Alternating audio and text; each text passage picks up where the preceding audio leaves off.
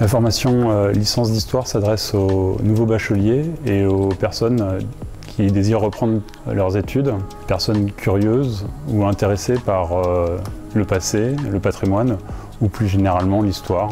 On a coutume de dire qu'oublier nos ancêtres, c'est comme être une rivière sans source ou comme un arbre sans racines.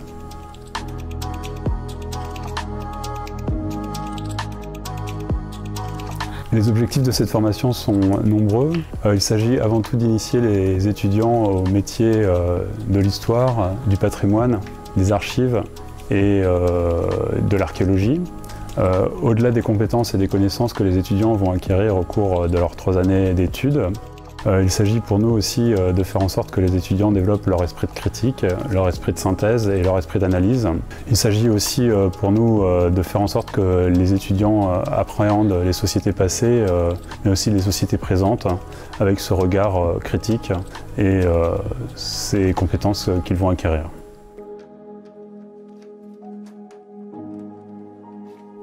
Au sein de la licence d'histoire, on retrouve les enseignements fondamentaux de l'histoire. On va s'intéresser à des espaces et à des périodes différentes. Histoire ancienne, histoire médiévale, histoire moderne et histoire contemporaine. Et les étudiants vont s'intéresser à des espaces différents comme l'Occident, l'Afrique, les Amériques et encore l'histoire des Antilles. Parmi les cours qu'on propose, parmi les exemples de cours qu'on propose au sein de la formation, on va avoir des cours sur l'histoire des femmes, sur l'histoire des croisades ou encore sur l'histoire des sociétés Inca.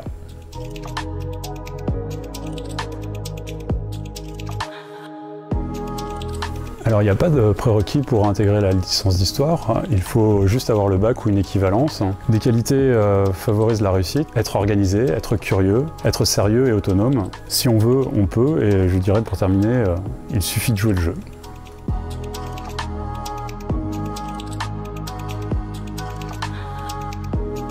La licence d'histoire ouvre naturellement vers les masters recherche, en histoire de l'art ou en archéologie, mais aussi aux autres masters, notamment au master métier de l'enseignement. Les débouchés au-delà des masters sont vastes. On pense bien entendu au métier de l'enseignement et de la culture, mais il ne faut pas oublier ceux de la documentation, du patrimoine, de l'archéologie, du journalisme et des métiers de l'administration. Plusieurs de nos étudiants sont devenus, par exemple, journalistes, professeurs, documentalistes, guides conférenciers, animateurs du patrimoine ou encore officiers de police ou archéologues.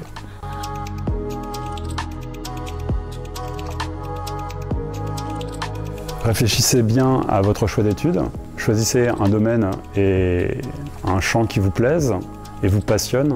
Rien de mieux que de faire des études en ayant l'impression de vivre sa passion.